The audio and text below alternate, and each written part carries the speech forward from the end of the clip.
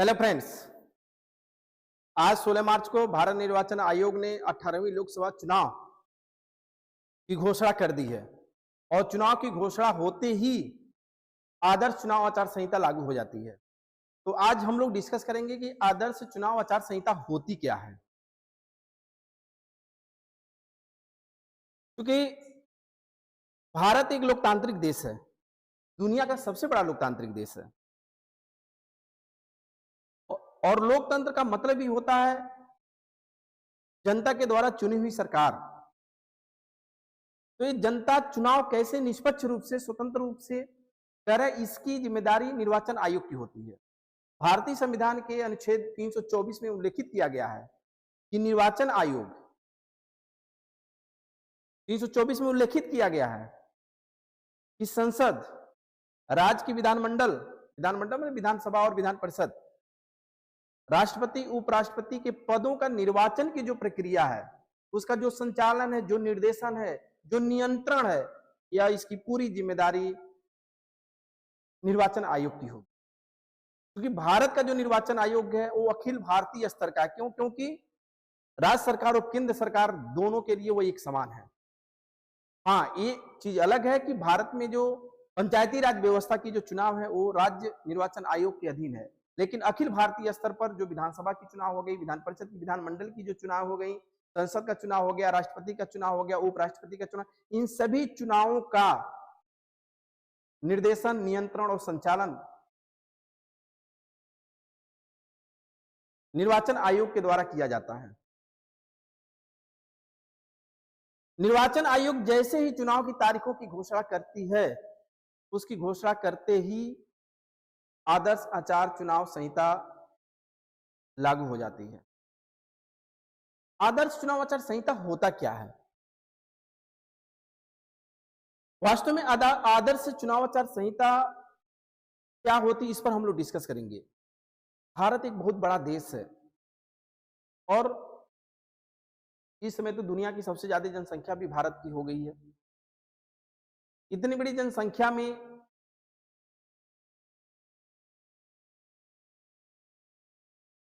निष्पक्ष और स्वतंत्र चुनाव कराना निर्वाचन आयोग के लिए एक चैलेंज होता है।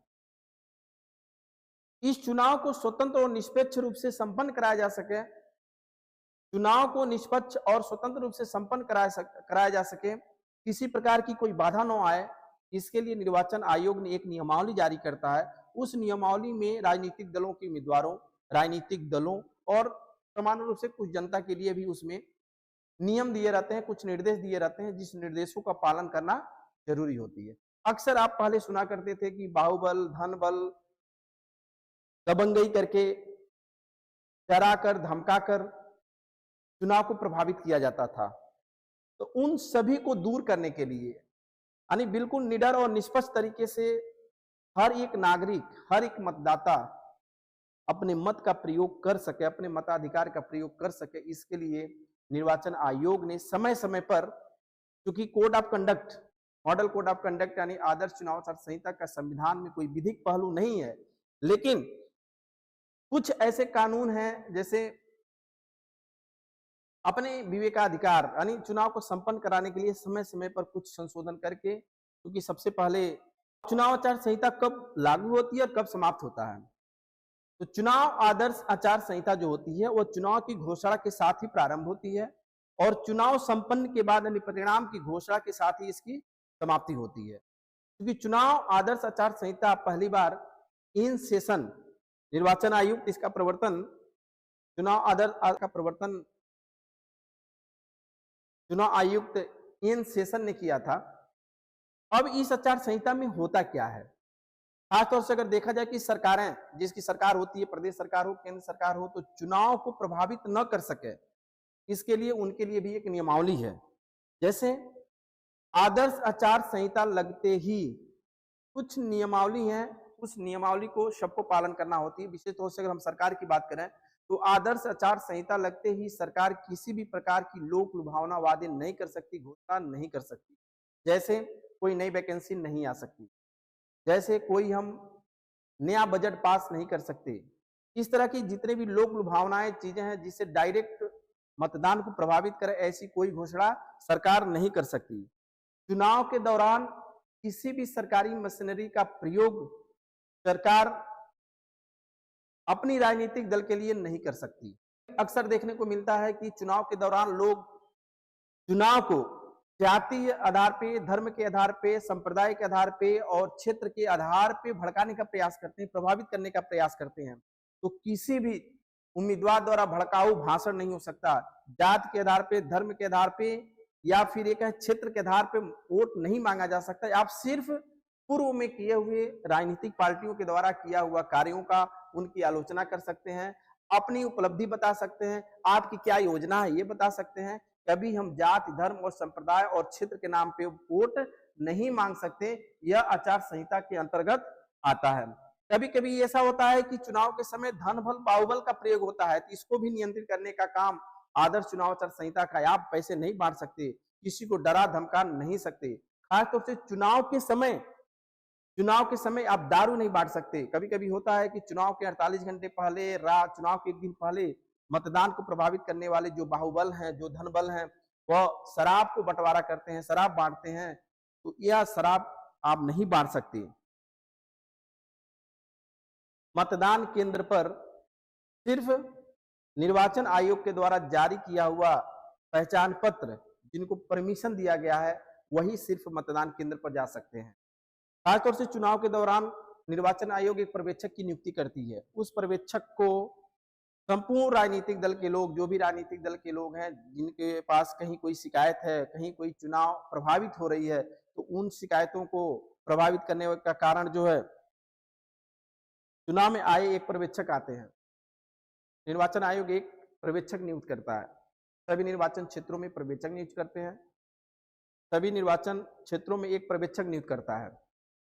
उस पर्यवेक्षक को सभी राजनीतिक दल, चुनाव में अगर कोई बाधा आती है, कोई समस्या आती है, तो उसकी शिकायत पर्यवेक्षक को दे सकते हैं, पर्यवेक्षक से कर सकते हैं और पर्यवेक्षक उसका निस्तारण भी करता है। सत्ताधारी जो दल होती हैं उनके लिए कुछ एक आचार संहिता बनाई गई है, कुछ ऐसा नियमावली बनाई गई है।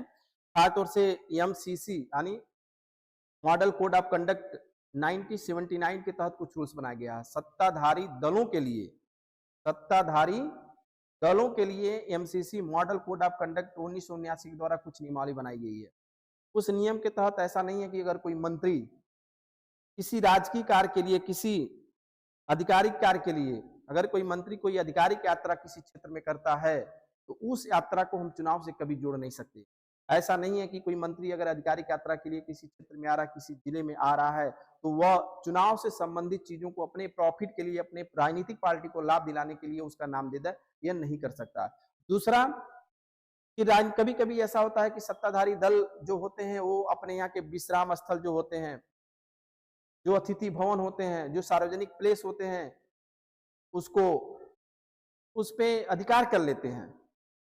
उस पे अन्य पार्टियों के लोगों का, विपक्ष के लोगों को न तो भाषण देने देते हैं, न तो कोई जनसभा करने देते हैं और न ही उस अतिथि गृह में रुकने देते हैं। तो ऐसा नहीं है। चुनाव के समय यह राजनीतिक पार्टियों से उम्मीद की जाती है, सत्ताधारी दलों से ये उम्मीद किया जाता है कि आप किसी भी सार्वजनिक स्थान पे आप सभी दलों के लोगों को मौका देंगे जनसभा करने के लिए। कोई भी अतिथि गृह है तो उसमें सभी विपक्ष के पार्टियों को भी आप मौका देंगे। अगर उनके कोई नेता, बड़े नेता आते हैं तो उसमें रुकने का आप मौका देंगे। ऐसा नहीं है कि उनको उससे बहिष्कृत करेंगे या उसको रोकेंगे। कभी कभी ऐसा होता है कि किसी एक मार्ग से जब जुलूस निकलती है तो एक से अधिक लोग एक ही समय में निकलने का प्रयास करते हैं, तो इसकी सूचना आपको जो लोकल के जो प्रशासन होता है उसको आपको देना होता है, और लोकल प्रशासन से परमिशन लेने के बाद ही आप जनसभा और जुलूस निकाल सकते हैं। तो इस तरह की बहुत सारी ऐसी चीजें हैं जो आदर्श आचार संहिता में दी होती हैं और जिसके तहत जो चुनाव है, निर्वाचन है, वो स्वतंत्र रूप से और निष्पक्ष तरीके से संपन्न होता है। तो आज से लोकतंत्र का महापर्व शुरू हो गया है। भारत जैसे बड़े लोकतांत्रिक देश में यह चुनाव की प्रक्रिया आज से शुरू हो गई है और यह आदर्श आचार संहिता हम सभी के लिए है, क्योंकि यह लोकतंत्र का सबसे बड़ा पर्व है। तो सभी युवाओं को, खासतौर से मैं युवाओं से बोलूंगा, सभी युवाओं को इस चुनाव में बढ़ चढ़कर हिस्सेदारी लेना चाहिए। क्योंकि एक वोट की वैल्यू भारतीय संविधान ने सभी के वोटों की वैल्यू एक दिया है। आप विकास के नाम पर, शिक्षा, स्वास्थ्य और रोजगार के नाम पर आप मतदान करें, देश को शक्तिशाली बनाने के लिए मतदान करें, देश को समृद्धशाली बनाने के लिए मतदान करें, देश को दुनिया में सबसे बड़ी अर्थव्यवस्था बनाने के लिए मतदान करें।